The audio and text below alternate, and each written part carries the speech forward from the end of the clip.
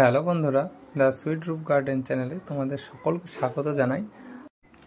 আমার ছাদ বাগানের যে ড্রাগন গাছগুলি আছে সেই ড্রাগন গাছগুলিতে কত সুন্দর ফল হয়েছে তোমাদের সাথে সেটা শেয়ার করার জন্যই আমি ভিডিওটি করলাম। এর আগে যে ফুলগুলো এসেছিল তার মধ্যে একটা ফুল মনে হয় তোমাদের সাথে শেয়ার করেছিলাম, ফুলের একটা শর্ট ভিডিও করে দেখিয়েছিলাম। এরপর প্রচণ্ড বৃষ্টির কারণে ফুলটা দাঁড়ায়নি, ঝরে গিয়েছিল, ওই জন্য এরপরে যে ফুলগুলো এসেছিল সেগুলোর ভিডিও তোমাদের সাথে শেয়ার করিনি। ভাবছিলাম ফুলগুলো দাঁড়াবে কি দাঁড়াবে না, এখন যেরকম বৃষ্টি চলছে সেই জন্য। তো ফুলগুলো মোটামুটি ফলে পরিণত হয়েছে, কয়েকটি ফুল ঝরেও গেছে, বেশিরভাগ ফুলই এখন ফলে পরিণত হয়েছে, ফলগুলি পেকেও গেছে।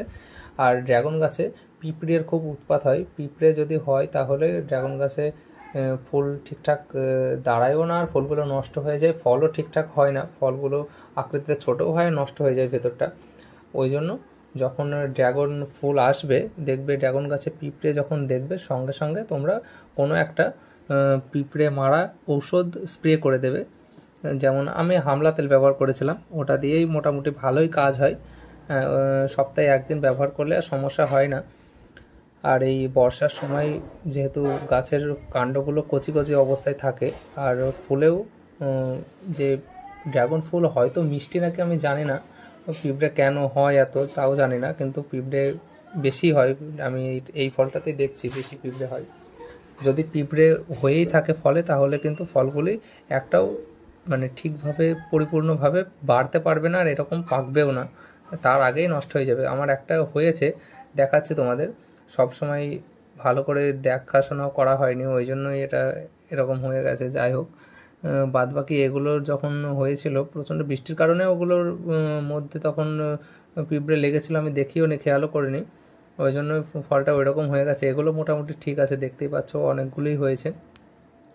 আমি দু একদিনের মধ্যেই ফলগুলি পারবো, পেরে দেখব কেমন হয়েছে। এবছরে দুটো পেরেছিলাম, তখন ঠিকই ছিল মোটামুটি, তারপরে বৃষ্টির মধ্যে যা ফুল এসেছিলো কিছু ঝরেও গিয়েছিল।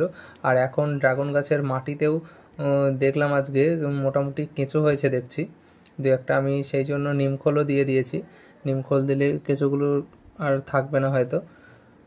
এবার দেখো পিঁপড়েতে যে ফলটা নষ্ট করে দিয়েছে, এই দেখো পিঁপড়েতে কি অবস্থা করেছে, দেখেছো? ফলটা দেখলেই বুঝতে পারবে যে এগুলো পিঁপড়েতেই নষ্ট করেছে। আর ড্রাগন ফল বেশিরভাগ পিঁপড়েতেই নষ্ট করে, ড্রাগন ফলে অন্য কোনো পোকামাকড় লাগে বলে আমি এখনও দেখিনি, লাগতে পারে, আমার চোখে এখনও পড়েনি, কিন্তু পিঁপড়েই বেশি লাগে, পিঁপড়েতে ড্রাগন ফল বেশি নষ্ট করে। আর তোমরা যেহেতু ছাদ বাগানে ড্রাগন করছো সেহেতু রাসায়নিক সার ব্যবহার না করাই ভালো, কারণ রাসায়নিক সার ব্যবহার করলে ফলের স্বাদ সেরকম হয় না, টেস্ট কমে যায় অনেক, কেমন একটু জল জল লাগে খেতে, খাওয়ার মানে খেয়ে শান্তিও পাবে না।